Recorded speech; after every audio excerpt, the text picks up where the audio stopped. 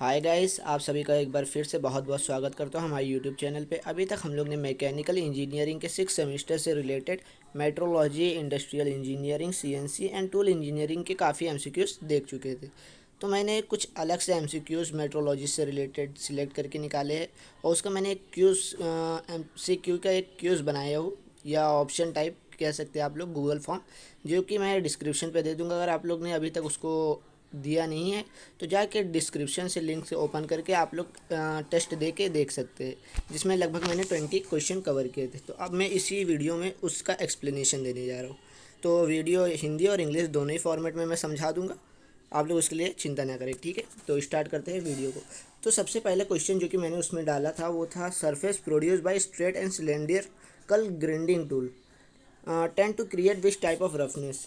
तो यहाँ पे ये जो क्वेश्चन आया वो मेजरमेंट ऑफ सरफेस रफनेस का क्वेश्चन है, जिसमें कि मैंने क्या बताया कि क्वेश्चन बोला जा रहा है कि अगर हम लोग कोई प्रोसेस कर रहे हैं, जो कि प्रोसेस का नाम है कि ग्राइंडिंग प्रोसेस कर रहे हैं, सिलेंड्रिकल ग्राइंडिंग प्रोसेस, तो वहाँ पे जो सरफेस क्रिएट होती है तो उसमें किस तरह की रफनेस पाई जाती है। क्या उसके अंदर रेगुलर स्पेस्ड बट यूनिडायरेक्शनल की रफनेस पाई जाती है। इसका हिंदी में अगर मतलब समझे तो एक समान और एक दिशा में रफनेस हो। दूसरा है, क्या एक समान और अलग अलग दिशा में रफनेस होगी।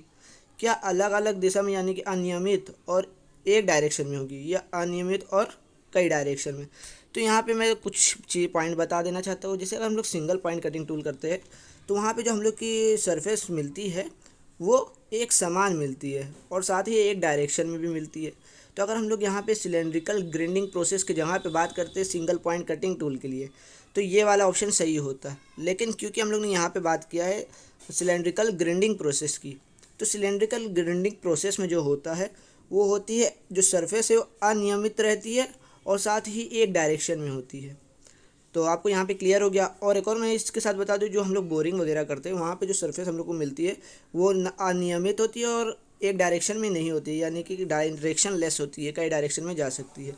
तो इसका ऑप्शन यहाँ पे जो अपना फर्स्ट का है वो सी ऑप्शन सही हो गया, ठीक है। अगला क्वेश्चन इसे धीरे धीरे समझिए कि जिससे हम लोग का एग्ज़ाम में अगर कोई क्वेश्चन इसी पॉइंट से अलग भी देता है तो आप लोग उसको अच्छे से समझ के लगा सके। नेक्स्ट क्वेश्चन देखते हैं। नेक्स्ट क्वेश्चन में पूछा गया है, which of the following is necessary for the complete study of surface roughness. अब यहाँ पे हम लोग ने सरफेस रफनेस का चैप्टर तो पढ़ लिया, लेकिन ये हम लोग ने क्या इसकी ज़रूरी है, इसकी कंप्लीट स्टडी हम लोग क्यों करते हैं, क्यों ये सरफेस रफनेस ज़रूरी है, ये पूछा गया। तो पहला ऑप्शन दिया गया measurement of all the component of element. तो जितने भी कंपोनेंट्स वगैरह लगे होते हैं उसके एलिमेंट के मेजरमेंट के लिए हम लोग केवल इसका इस्तेमाल करते हैं।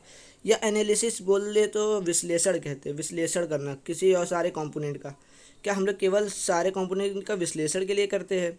अगला देखें तो असेसमेंट मतलब होता है मूल्यांकन करना, वो भी इफेक्ट ऑफ कंबाइंड टेक्सचर के इफेक्ट का मूल्यांकन करना। तो क्या हम लोग इसके लिए करते हैं। तो इसका ऑप्शन जो होगा, ये ऑप्शन इसका जो करेक्ट है वो डी है। इसका हम लोग है ना मेजरमेंट और एनालिसिस दोनों करते हैं, यानी कि हम लोग उसका मापन भी कर रहे हैं और विश्लेषण भी कर रहे हैं सारे कंपोनेंट का, और साथ ही असेसमेंट ऑफ कंबाइंड टेक्सचर यानी कि जो कंबाइंड टेक्सचर है उसका मूल्यांकन भी करते हैं। तो ये सभी चीज़ के लिए ही हम लोग जो सरफेस रफनेस की स्टडी है वो ज़रूरी है। इसी के साथ अगला क्वेश्चन देखते हैं। अगला क्वेश्चन है कि how much stylish instrument can be magnified. एक स्टाइलिश इंस्ट्रूमेंट कितने टाइम तक हम लोग कितने टाइम उसको मैग्नीफाइड कर सकते हैं। तो इसका आंसर डी सही है, जो कि है 50 टाइम्स तक। तो अगला क्वेश्चन देखते हैं। अगला क्वेश्चन है which of the following is true about Tomlinson surface meter. अब यहाँ पे पूछे जा रहे हैं जो टॉमलिंसन सरफेस मीटर है उसके लिए कौन सा पॉइंट सही है। तो क्या टॉमलिंसन सरफेस मीटर है, क्या वो एक मैकेनिकल इंस्ट्रूमेंट है, या इलेक्ट्रिकल है, या मैकेनिकल कम ऑप्टिकल इंस्ट्रूमेंट है, या ऑप्टिकल इंस्ट्रूमेंट। तो इसका ऑप्शन ये तीन गलत हो जाएगी, जो कि ऑप्शन सही है वो है सी। तो इसको आपको याद करना है। अगला क्वेश्चन देखते हैं। अगला क्वेश्चन है कि what is the important of valley. Valley यानी कि हम लोग कह सकते हैं कि तो घाटी कह सकते हैं। तो इसमें पूछा जा रहा है कि जो इरेगुलर सरफेस होती है, यानी कि एक समान सरफेस नहीं होती, उसमें वैली यानी कि घाटी का क्या इम्पोर्टेंस है, क्या उसका उपयोग है। तो यहाँ पे वो क्या पता है क्या काम करती है। जैसे अगर कोई सरफेस में थोड़ा थोड़ा गड्ढा रहेगा तो वो जो ल्यूब्रिकेटिंग ऑयल हम लोग डालते हैं उस पर, तो वो एक फिल्म की तरह उस पर रुका रहेगा। तो ये एक बहुत ही उसका हम लोग कह सकते हैं कि अच्छा उपयोग है। घाटी का होने का जो फ़ायदा है वो एक बहुत बढ़िया फ़ायदा है कि जो लुब्रिकेटिंग ऑयल हम लोग डाल रहे हैं ऊपर वो उस पर रुका रहे। इसी के साथ अगला क्वेश्चन देखते हैं। अगला क्वेश्चन हम लोग का है कि under which group dust waviness is in surface fall. जो वेवनेस होती है सरफेस की वो किस ग्रुप के टेक्सचर में फॉल करती है, प्राइमरी टेक्सचर, सेकेंडरी की, टर्शियरी की, क्वाटरनरी टेक्सचर। तो मैं सिंपली बता दूं, जो सरफेस रफनेस की अगर हम लोग बात करते हैं तो सरफेस रफनेस प्राइमरी टेक्सचर में आता है, लेकिन यहाँ पे वेवनेस पूछा गया तो वेवनेस जो आएगी वो अपनी सेकेंडरी टेक्सचर में आएगी।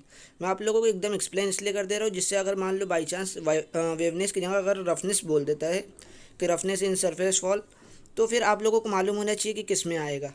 तो इसी के साथ अगला क्वेश्चन समझते हुए चलते हैं कि how many category geometrical irregularities can be classified. तो ये 4 भाग में क्लासिफाइड होती है। इसका जो होता है वो फर्स्ट अगर मैं बात करूँ, जो कि 4 मैंने बताया हो यहाँ पे, एक होता है फर्स्ट ऑर्डर, दूसरा है सेकंड ऑर्डर, तीसरा है थर्ड ऑर्डर की, और चौथा है थर्ड ऑर्डर, और चौथा है फोर्थ। ठीक है, तो ये 4 अपने इरेगुलेटरी जो है सरफेस की जो ज्योमेट्री की वो फॉल करती है। तो अगला क्वेश्चन इसी के साथ बढ़ते हैं। अगला क्वेश्चन है question number 8, which of the following option is incorrect with respect to angle gauge. अब यहाँ पे हम लोग एंगल गेज के रिस्पेक्ट में कौन सा पॉइंट गलत बोला गया है, कि बताइए कौन सा पॉइंट जो है वो गलत है अगर हम लोग एंगल गेज की बात कर रहे हैं।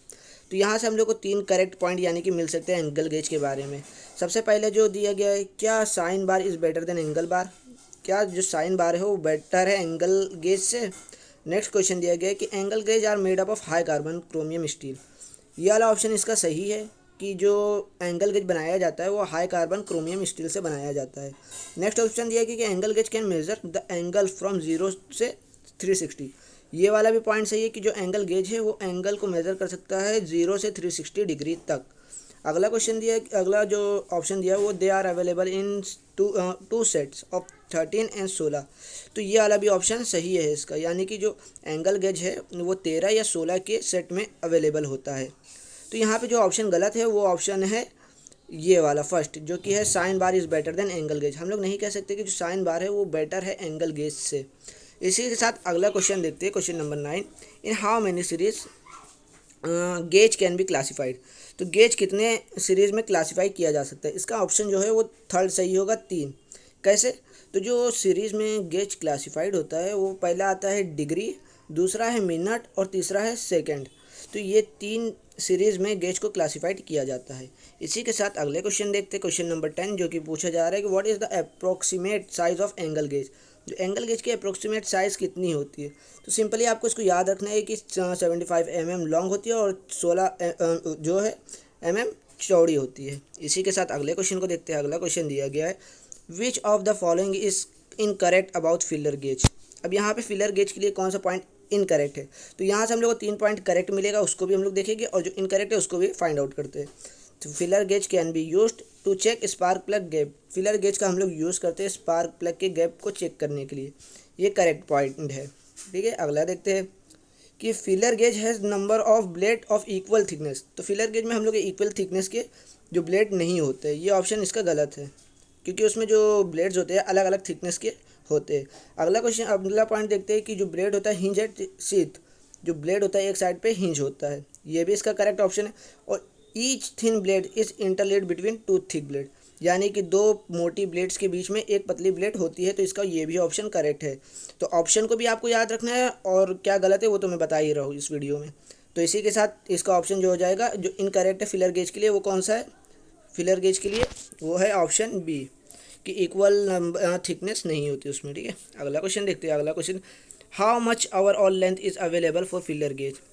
फिलर गेज के लिए जो लेंथ अवेलेबल होती है वो होती है अपना 100 mm, इसको आपको याद रखना है। इसी के साथ अगला क्वेश्चन देखते हैं कि विच of the following is true for use of comparator. Comparator के लिए कौन सा इसमें से सत्य है। तो कंपरेटर का हम लोग जो यूज़ करते हैं वो मास प्रोडक्शन में करते हैं, तो ये इसका जो ऑप्शन होगा, क्योंकि यहाँ बोला है कि can't be used in mass production, जो कि गलत है, उसका यूज़ किया जाता है मास प्रोडक्शन में कंपरेटर का। Next question, not suitable for inspection purpose. तो ये भी ऑप्शन गलत है इसका, क्यों, क्योंकि ये जो हम लोग इंस्पेक्शन पर्पस के लिए भी कंपरेटर का यूज़ करते हैं। और साथ ही जो नेक्स्ट ऑप्शन दिया गया है कि can be used at working gauge, तो can be use at working gauge, ये इसका ट्रू है। वर्किंग गेज के लिए भी हम लोग इस्तेमाल करते हैं। यानी कि यहाँ पे हम लोग को देखने को मिल रहा है कि मास प्रोडक्शन में भी हम लोग कंपैरेटर का यूज़ करते हैं, इंस्पेक्शन पर्पस में भी यूज़ करते हैं, वर्किंग गेज में भी यूज़ करते हैं, और स्लो रेट ऑफ वर्किंग। तो ये गलत ऑप्शन है, क्योंकि हम लोग फास्ट रेट जहाँ वर्किंग होता है वहाँ पे फिलर कंपैरेटर का यूज़ करते हैं। जैसे कि आप लोग देख सकते हैं एक्सप्लेनेशन में मैं यहाँ पे बता भी दिया हूँ, आप चाहे तो इसको कॉपी में नोट कर सकते हैं। Comparator are used in mass production में यूज़ होता है, जहाँ पे हम लोग को फास्ट रेट पे चेकिंग करनी हो वहाँ पे यूज़ होता है, और इंस्पेक्शन पर्पज़ के लिए भी हम लोग इसका यूज़ कर सकते हैं, और साथ ही ये वर्किंग स्टैंडर्ड गेज है। ठीक है, अगला क्वेश्चन देखते हैं। अगला क्वेश्चन है कि from which category sigma comparator belong. तो जो सिग्मा कंपैरेटर होता है वो किस कैटेगरी से बिलोंग करता है, इसका ऑप्शन बी सही होगा, मैकेनिकल कंपैरेटर। इसी के साथ अगला क्वेश्चन देखते हैं। अगला क्वेश्चन है कि ये आप लोग इसको नोट करके सकते हैं एक्सप्लेनेशन को। नेक्स्ट फिलहाल देखते हैं। नेक्स्ट क्वेश्चन है कि what is flank of tooth. तो टूथ का जो फ्लैंक क्या होता है, अगर मैं सिंपली बात करूँ गियर में, तो गियर कुछ इस तरह से हम लोग का बनता है, आप लोग देखे होंगे। ठीक है, इस तरह से कुछ गियर हम लोग ऐसे बनाते हैं। तो यहाँ पे अगर मैं ऊपर वाले ये वाले सर ऐसे डॉट डॉट कर दूँ, ये पिच सर्किल मान लो, ये वाला जो मैं बनाया हो ये पिच सर्किल है। ठीक, तो इसके नीचे एक हम लोग का जाता है डिडेंडम सर्किल, और एक होता है एडेंडम सर्किल, एडेंडम सर्किल। तो यहाँ से जो पिच सर्किल से जो नीचे वाला भाग होता है किसी भी इसका, तो इसको हम लोग बोलते हैं फ्लैट, जबकि जो ऊपर वाला भाग होता है इसको हम लोग बोलते हैं फेस। ठीक है, आप लोग देख पा रहे हो कि ये फेस होता है और ये फ्लैंक होता है, फ्लैट होता है, फ्लैट सॉरी। तो फ्लैट यहाँ पे जो क्वेश्चन पूछा जा रहा है वो फ्लैंक की जगह पे फ्लैक ऑफ टूथ होना चाहिए था। आई थिंक ये फ्लैट लिखा है, सॉरी। तो यहाँ पे जो ऑप्शन होना चाहिए, यहाँ पे होना चाहिए था, वो होना चाहिए था फ्लैट ऑफ टूथ क्या होता है। तो फ्लैट यहाँ पे क्या होता है, सिंपली तो मैंने जो बताया कि जो पार्ट होता है सरफेस के टूथ का, वो भी मिड से लेके top, mid of the top and bottom of the pitch circle. ये वाला सॉरी, ये वाला ऑप्शन नहीं होगा, इसका ऑप्शन बी सही होगा, कि जो पार्ट होता है सरफेस का टूथ का वो भी below the pitch circle, pitch circle की जो नीचे वाला पार्ट होता है उसको हम लोग क्या कहते हैं कि फ्लैट, जबकि जो पिच सर्किल के ऊपर वाला भाग होता है टूथ के, किसी टूथ का यानी कि गियर के कोई भी टूथ की बात करें, तो वहाँ वाला भाग को हम लोग क्या बोलते हैं, फेस। और जो लाइन ऊपर और नीचे को ज्वाइन करती है उसी को हम लोग फ्लैंक बोलते हैं। ठीक है, तो इसी के साथ अगला क्वेश्चन देखते हैं। ये वाला आपको होप समझ में आ गया होगा, नहीं समझ में आया एक्सप्लेनेशन आप लोग इसको राइट कर सकते हैं, लिख सकते हैं। Face of the tooth, that part of the tooth surface lying above the pitch circle, यानी पिच सर्किल के जो ऊपर होता है पार्ट उसको हम लोग फेस ऑफ द टूथ बोलते हैं। जबकि फ्लैंक क्या होता है कि फ्लैंक ऑफ द टूथ जो होता है, या फ्लैट कह सकते हैं, सॉरी यहाँ पे फ्लैंक लिखा है, फ्लैट जो होता है वो होता है बिलो द पिच सर्किल। इसी के साथ इसको समझ लिया होगा आपने अच्छे से। अगला देखते हैं कि what type of thread is formed on female screw gauge. तो किस तरह का थ्रेड बना होता है, ये इंटरनली थ्रेड बना होता है फीमेल स्क्रू गेज में। नेक्स्ट क्वेश्चन देखते हैं कि विच of the following option is true for truncation. Truncation का अगर हम लोग बात करें तो हम लोग कह सकते हैं कि नोक निकालना कह सकते हैं। तो क्या नोक थ्रेड में ऊपर की तरफ निकली होती है, क्रिस्ट में निकली होती है, या रूट में निकली होती है। क्रिस्ट हम लोग जानते हैं क्या हो, किसको बोलते हैं, ये वाले पोर्शन को, और जो रूट बोलते हैं वो ये वाला। तो यहाँ पे हम लोग देख रहे हैं कि जो नोक एज निकाली जाती है वो ऊपर और नीचे दोनों जगह निकाली जाती है। तो इसका ऑप्शन सी सही हो जाएगा, थ्रेड ट्रंकुलेटेड क्रेस्ट रूट बोथ। ठीक है, आप लोग समझ गए होंगे, क्रेस्ट एंड रूट बोथ, इसका आंसर सी हो जाएगा सही। अगला क्वेश्चन देखते हैं कि विच of the following is not a common function of clinometer. Clinometer आप लोगों ने देखा होगा, कि अगर नहीं देखा है तो आप सिंपली एक एग्जांपल कर सकते हैं। एक स्ट्रॉ लीजिए, ऐसे स्ट्रॉ बांध दीजिए इस पर, और आपका जो वो होता है चांदा, उसको यहाँ पे ऐसे रख दीजिए, और उसके बाद चांदे पे यहाँ पे जो माप वैसे से दिया रहेगा, तो यहाँ पे कुछ इसी तरह से क्लिनोमीटर होता है। अगर इसको हम लोग को किसी और यहाँ पे एक थ्रेड से बांध के एक ईंटा लटका देते हैं, ठीक है, तो अब हम लोग जितना इसको इस तरफ घुमाएंगे तो यहाँ पे एंगल का मेजरमेंट ये यहाँ पे इस स्केल पे शो करेगा। तो इसी तरह से कुछ होता है क्लिनोमीटर। ये तो सिंपल क्लिनोमीटर के बारे में बताता है। तो यहाँ पे पूछा जा रहा है कि विच of the following is not a common function of clinometer. Clinometer का कौन सा फंक्शन नहीं ना। तो क्लिनोमीटर का हम लोग यूज़ करते हैं दो फेस के बीच के एंगल निकालने के लिए, जो कि करेक्ट है। क्लिनोमीटर का जो हम लोग यूज़ करते हैं वो चेकिंग करने के लिए, एंगुलर फेस को चेक करने के लिए, ये भी सही है। और सेटिंग इंक्लिनेशन टेबल पे सेट करके भी हम लोग निकालते वैल्यू। तो यहाँ पे जो ऑप्शन नहीं सही करेक्ट है, जो रॉन्ग है वो है ये वाला। क्यों, क्योंकि जो चेकिंग होती है relief angle on small cutting tool, तो क्लिनोमीटर के हेल्प से हम लोग स्मॉल कटिंग टूल का जो रिलीफ एंगल है वो चेक नहीं कर सकते हैं। तो यहाँ पे उसका यूज़ नहीं होगा, तो इसका ऑप्शन सी सही हो जाएगा। ठीक है, क्योंकि पूछा रहता है not a common function of clinometer का कॉमन फंक्शन क्या नहीं है। तो इसी के साथ अगला क्वेश्चन देखते हैं। अगला क्वेश्चन नंबर 19 है, जो कि है what is the shape of tool maker flat. Tool maker जो फ्लेट होता है उसका शेप क्या होता है, तो वहाँ सर्कुलर के ऐसे बॉल टाइप का होता है, सर्कुलर होता है वो, ठीक है, छोटा सा सर्कुलर होता है, तो ये आपको याद रखना है। अगला क्वेश्चन देखते हैं। अगला क्वेश्चन जो कि हम लोग का लास्ट क्वेश्चन है कि what is the least count of micrometer. तो अगर मैं वर्नियर कैलिपर की बात करूँ तो 0.02 mm होता है, लेकिन यहाँ क्योंकि माइक्रोमीटर की बात कर रहा है तो इसका ऑप्शन ये सही हो जाएगा 0.01 mm। होप कि आप लोगों को वीडियो अच्छी लगी और आप लोगों ने काफ़ी कुछ इसके बारे में समझ गए होंगे कि किस तरह से इसका जो मैंने MCQ बनाया था उसका क्या एक्सप्लेनेशन है। और अगर आपको वीडियो अच्छी लगी हो तो लाइक शेयर एंड सब्सक्राइब करना ना भूलें और कमेंट में बताइए कि आपको कैसा लगा। So thank you guys.